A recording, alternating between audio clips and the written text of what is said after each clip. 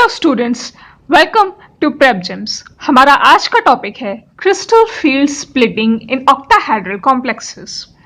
Okay, तो आप सभी जानते होंगे कि हमारे पास टोटल 5 डी ऑर्बिटल्स होती हैं, d x y, d y z, d x z, d x square Y square और डी जेड स्क्वायर।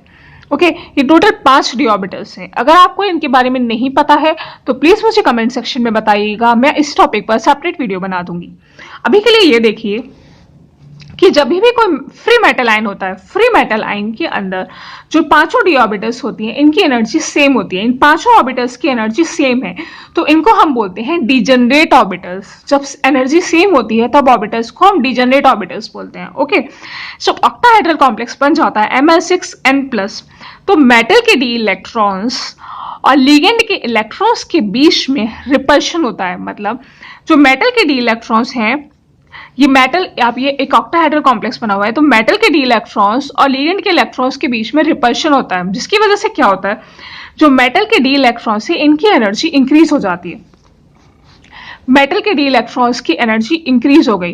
पहले एनर्जी लेवल यहां था, अभी एनर्जी लेवल यहां आ गया। ये क्यों हुआ? रिपल्शन की वजह से। लिगेंड के इलेक्ट्रॉन्स और मेटल के डी इलेक्ट्रॉन्स में रिपल्शन हुआ, जिसकी वजह से मेटल के डी इलेक्ट्रॉन्स की एनर्जी बढ़ गई, ये ऑर्बिटल्स ऊपर आ गए, एनर्जी इनकी बढ़ गई। अब ये 6 लिगेंड्स जो मेटल कैटायन को अप्रोच कर रहे हैं, ये सभी लिगेंड्स अगर 5 डी ऑर्बिटल से इक्वल डिस्टेंस पर है, मतलब ये 6 के 6 लिगेंड्स अगर 5 डी ऑर्बिटल से इक्वल डिस्टेंस पर हैं, तो 5 डी ऑर्बिटल्स की एनर्जी इक्वल अमाउंट में बढ़ेगी तो सही, लेकिन इक्वल अमाउंट में बढ़ेगी। तो इसको बोलते हैं स्फेरिकली सिमेट्रिक। ठीक है, स्फेरिकली सिमेट्रिक फील्ड। तो ये अभी भी हाइपोथेटिकल, ये अभी भी डिजेनरेट ही तो रहेंगी, क्योंकि इन 5 की एनर्जी सेम है, तो ये डिजेनरेट ही रहेंगी। ये एक हाइपोथेटिकल सिचुएशन है। एक्चुअल में ऑक्टाहेड्रल कॉम्प्लेक्सेस में स्फेरिकली सिमेट्रिक फील्ड कभी बनती ही नहीं है। मतलब ये जो लिगेंड्स हैं, ये 5 डी ऑर्बिटल से इक्वल डिस्टेंस पर नहीं होते। ओके, जो 2 D orbitals D Z square और D x square Y square, ये 2 डी ऑर्बिटल्स हैं, D Z square, D x square, Y square. इनमें आप देखेंगे ये लिगेंड को डायरेक्टली अप्रोच कर रहे हैं। मतलब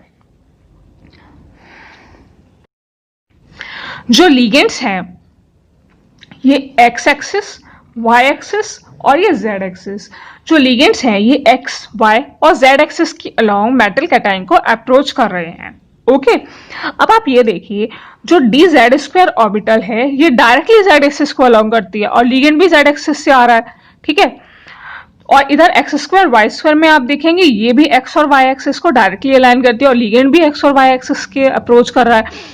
तो देखिए, डायरेक्टली पॉइंट कर रहा है ना, ये एक्स इधर से और लिगेंड भी आ रहा है और ऑर्बिटल भी एक्स इधर प्रेजेंट है, इधर से भी लिगेंड भी आ रहा है, ऑर्बिटल भी इधर प्रेजेंट है, लिगेंड भी आ रहा है और ऑर्बिटल भी प्रेजेंट है इन तीनों एक्सिस पे। तो आप देखिए, इन दोनों ऑर्बिटल्स में लिगेंड डायरेक्टली पॉइंट कर रहा है।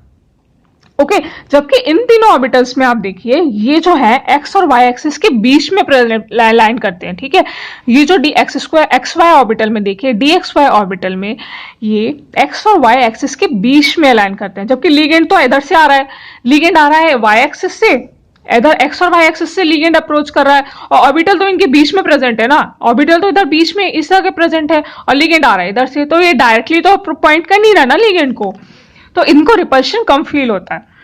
D x square Y square और डी जेड स्क्वायर ऑर्बिटल में ये डायरेक्टली लिगेंड को पॉइंट करती हैं, और ये जो तीनों ऑर्बिटल हैं ये लिगेंड को डायरेक्टली अप्रोच नहीं करती, डायरेक्टली पॉइंट नहीं करती। इस वजह से क्या होता है, जो d x square Y square और डी जेड स्क्वायर में आप देखेंगे ज्यादा स्ट्रॉन्ग रिपल्शन होता है और इनकी एनर्जी ज्यादा इंक्रीज होती है।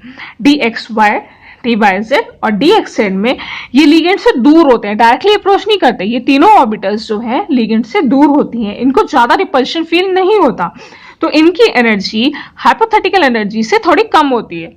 ओके, ये हाइपोथेटिकल स्टेट से थोड़ी कम होती है इनकी एनर्जी, और इनकी एनर्जी ज्यादा होती है। इनको ज्यादा रिपल्शन फील होता है लिगेंड से, क्योंकि लिगेंड को लिगेंड डायरेक्टली इन्हीं की डायरेक्शन में अप्रोच कर रहा है, और इनके लिगेंड से दूर है, डायरेक्टली अप्रोच नहीं कर रहा है लिगेंड, तो यहाँ पर रिपल्शन कम होगा, जिसकी वजह से एनर्जी भी इनकी कम होगी। अब देखिए, जो d x square Y square और डी जेड स्क्वायर सेट, इनका जो सेट होता है इसको हम ईजी बोलते हैं। Eg में ये WD जनरेट होती है, दो है ना, दो ऑर्बिटल्स की एनर्जी सेम है तो ये WD जनरेट हो गई। यहाँ पर 3 ऑर्बिटल्स की एनर्जी सेम है तो ये क्या हो गई, ये ट्रिपली जनरेट हो गई और इसको हम T2G बोलते हैं। इन 3 ऑर्बिटल्स के सेट को हम T2G बोलते हैं, ट्रिपली जनरेट होती है, WD जनरेट होती है। ओके, तो हमने देखा कि ये जो 5 d ऑर्बिटल्स थी ये 2 सेट्स में डिवाइड हो गई हैं। The 5d orbitals are separated into 2 sets of different energy. So इसको हम क्या बोलते हैं, इसको हम बोलते हैं crystal field splitting। इसी प्रोसेस को हम crystal field splitting बोलते हैं, जहां 5 d orbitals 2 सेट्स में डिवाइड हो गई है। ओके, आप देखिए ये जो टोटल डिस्टेंस है, ये Eg और T2G के बीच का जो टोटल एनर्जी डिफरेंस है इसको हम बोलते हैं डेल नॉट और 10dq। ये डेल नॉट ही होता है क्रिस्टल फील्ड स्टेबलाइजेशन एनर्जी या crystal field splitting energy in octahedral complexes. इन दोनों Eg और T2G के बीच के जो एनर्जी डिफरेंस है उसको हम बोलते हैं डेल नॉट और 10dq। ओके, इसमें से आप देखिए ये जो बैरी सेंटर है, ये बैरी सेंटर है, बैरी सेंटर से ऊपर का जो एनर्जी डिफरेंस होता है, यहाँ बैरी सेंटर से लेके Eg तक का ये जो एनर्जी डिफरेंस को ये होता है +0.6 डेल नॉट और +6dq। ओके, और ये जो नीचे T2G की तरफ जब हम जाएंगे तब आप देखेंगे जो एनर्जी ऑफ T2G की जो एनर्जी है वो डिक्रीज हुई है -0.4 डेल नॉट और -4dq। Eg की एनर्जी +0.6 डेल नॉट से इंक्रीज हुई है और T2G की एनर्जी -0.4 डेल नॉट से डिक्रीज हुई है। तो ये तो हो गई crystal field splitting in octahedral complexes. अब हम पढ़ेंगे क्रिस्टल फील्ड स्प्लिटिंग इन tetrahedral complexes. Crystal field splitting इन टेट्राहेड्रल कॉम्प्लेक्सेस।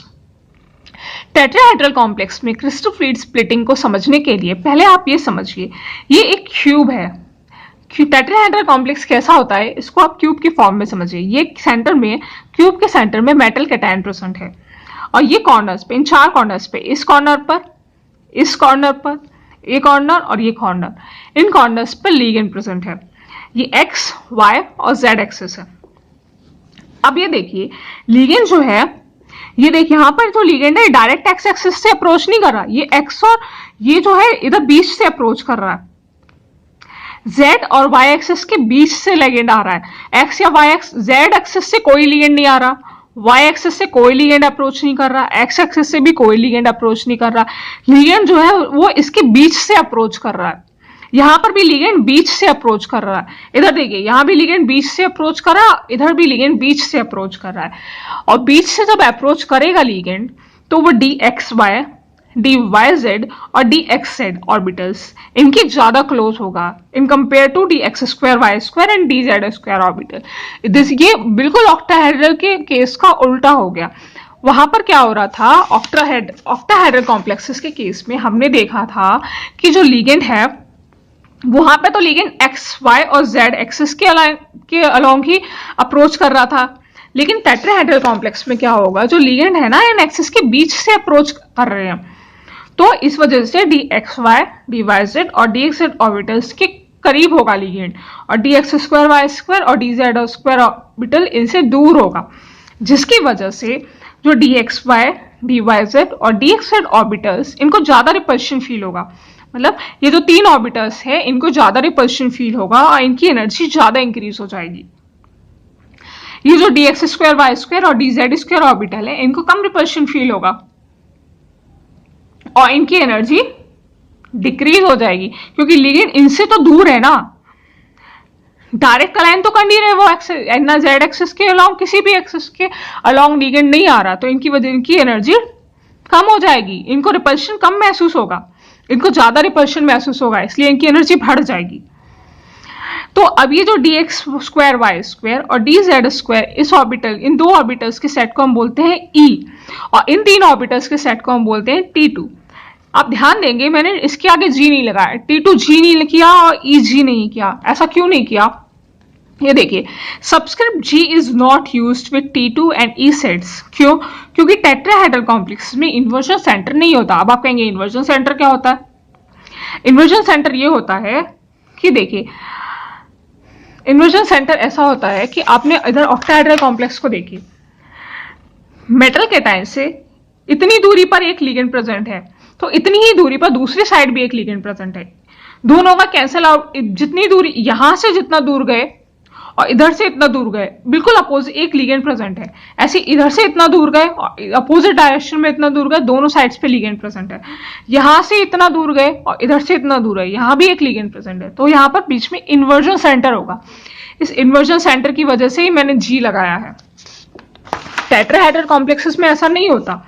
अगर इधर लिगेंड प्रेजेंट है तो इसके जस्ट अपोजिट कोई लिगेंड है ही नहीं, इसमें इन्वर्जन सेंटर नहीं है। इसके इधर अगर लिगेंड है तो अपोजिट साइड में कोई लिगेंड नहीं है, इसलिए टेट्राहेड्रल कॉम्प्लेक्सेस में इन्वर्जन सेंटर नहीं होता।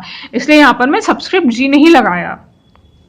ओके, अब ये जो E और T2 के बीच का जो एनर्जी डिफरेंसेस को हम डेल्टा T और 10dq बोलते हैं। जो E है इसकी एनर्जी डिक्रीज हुई है -0.6 डेल टी, और जो इसकी एनर्जी इंक्रीज हुई है वो हुई है +0.4 डेल टी और 4dq। Okay, this is how the crystal field splitting in tetrahedral complexes can be explain. Okay, आप अब ये भी देख लीजिए कि क्वेश्चंस में आता है इंपॉर्टेंट कि डेल टी जो होता है उसकी वैल्यू 4/9 डेल नॉट के बराबर हो। ये टेट्राहेड्रल कॉम्प्लेक्स में जो डेल टी होता है वो 4/9 होता है डेल नॉट के। डेल नॉट जो है CFSE ऑक्टाहेड्रल कॉम्प्लेक्स की है, और जो डेल टी है ये CFSE टेट्राहेड्रल कॉम्प्लेक्स में है। ओके, तो आई होप ये आपको समझ में आ गया होगा। मैंने सिंपलेस्ट वे में समझाने की कोशिश की है। फिर भी अगर आपको कुछ डाउट है तो आप कमेंट सेक्शन में मुझसे पूछ सकते हैं, मैं कोशिश करूंगी आपके डाउट्स को क्लियर करने की। अब ये एक इंपॉर्टेंट टॉपिक है, factors affecting value of delta, मतलब क्रिस्टल फील्ड स्टिप्लेटिंग एनर्जी की वैल्यू जो होती है उसको कौन से फैक्टर्स इफेक्ट करते हैं। सबसे पहला factor oxidation state of metal cation. Metal cation की ऑक्सीडेशन स्टेट क्या है। जो CFSE होती है वो ऑक्सीडेशन स्टेट के डायरेक्टली प्रोपोर्शनल होती है। जितनी ज्यादा ऑक्सीडेशन स्टेट होगी उतनी ही ज्यादा वैल्यू होगी CFSE की, मतलब डेल्टा की।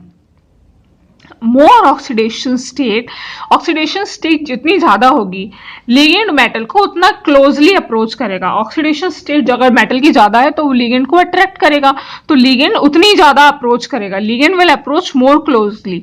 ओके, ऑक्सीडेशन स्टेट अगर ज्यादा होगी तो मेटल लिगेंड को अट्रैक्ट करेगा, लिगेंड मेटल को उतना क्लोजली अप्रोच करेगा, तो स्प्लिटिंग भी ज्यादा होगी।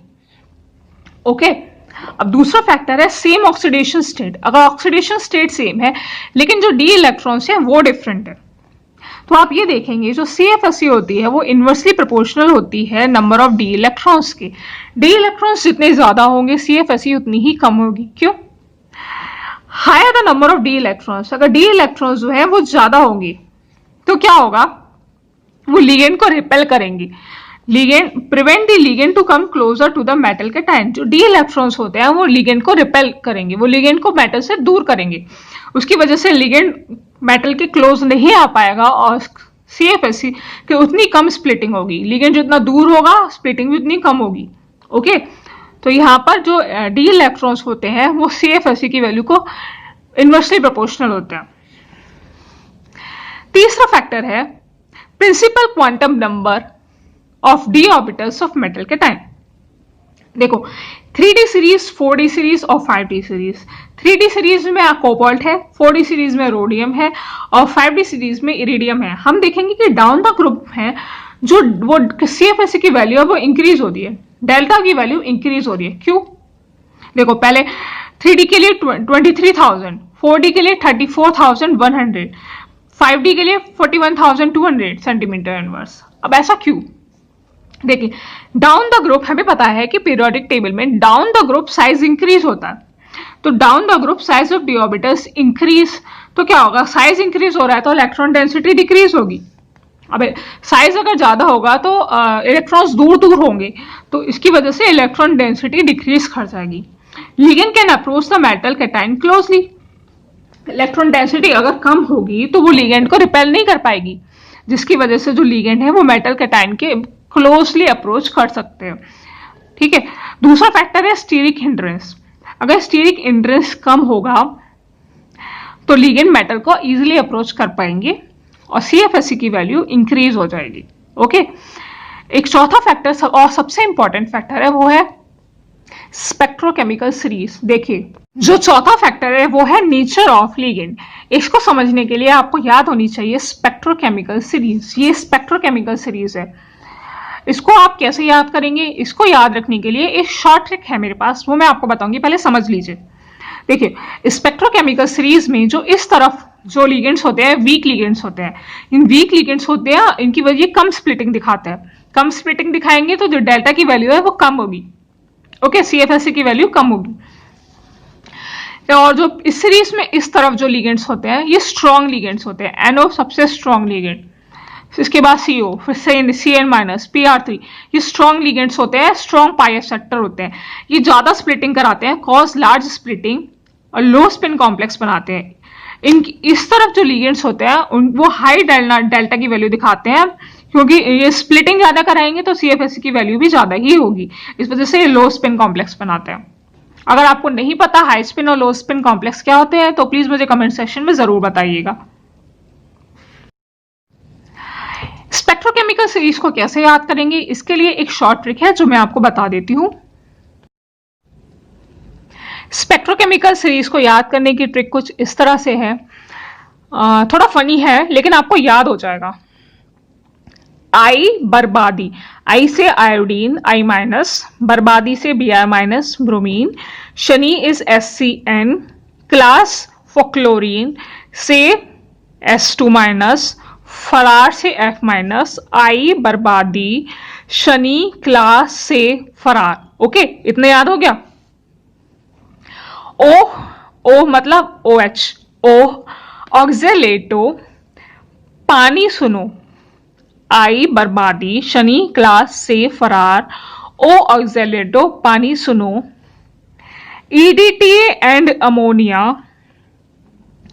पाया इनको भोपाल में, पाया फॉर PY, इनको से EN, भोपाल में BPY बाइपेरिडीन में, फिर फिनेंथ्रोल PHN फिनेंथ्रोलीन, फिर लगाई ऐसी साइड से आपको लगाना है, लगाई नैया, नैया मीन्स एक बोट को हम नैया बोलते हैं, N3 माइनस पार PR3 फ्रॉम CN माइनस के लिए कनाडा लिखा है, कनाडा टू कोलंबो, कोलंबो के लिए कोलंबो से CO याद आएगा, carbon monoxide carbonyl CO,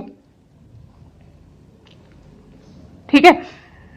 NO से NO, आई बर्बादी, शनि क्लास से फरार, ओ ऑक्जेलेटो, पानी सुनो, EDTA एंड अमोनिया, पाया इनको भोपाल में, फिर लगाई नैया पार from Canada to Colombo no. Okay, थोड़ा सा फनी है, 2-4 बार पढ़ोगे आपको याद हो जाएगा, ठीक है। तो बस इतना ध्यान रखना है कि स्पेक्ट्रोकेमिकल सीरीज में इस तरफ जो लिगेंड्स होते हैं ये वीक फील्ड लिगेंड होते हैं और ये कम स्प्लिटिंग कराते हैं, इसलिए डेल्टा की वैल्यू कम होती है, CFSC की वैल्यू कम होती है। इस तरफ स्ट्रॉन्ग लिगेंड्स होते हैं, ये ज्यादा स्प्लिटिंग कराते हैं, इस वजह से CFSC मतलब डेल्टा की वैल्यू हाई होती है। हमारा पांचवा फैक्टर है नंबर ऑफ लिगेंड्स। जैसे कोऑर्डिनेशन नंबर बढ़ता है, जो डेल्टा होता है, delta is directly proportional to coordination number. Delta increases with increase in number of ligands, जैसे लिगेंड्स का नंबर बढ़ेगा CFSC की वैल्यू बढ़ जाएगी, डेल्टा की वैल्यू बढ़ जाएगी। ओके, तो ये थे वो 5 फैक्टर जो CFSC की वैल्यू के इफेक्ट करते हैं। आई होप ये वीडियो आपको अच्छी लगी होगी। अगर कोई डाउट हो तो आप कमेंट सेक्शन में मुझसे पूछ सकते हैं, मैं आपके डाउट्स को जरूर क्लियर करूंगी। फ्रेंड्स, अगर आपको ऐसे ही वीडियो आगे देखने हैं तो प्लीज हमारे चैनल को जरूर सब्सक्राइब कीजिएगा। Thank you very much.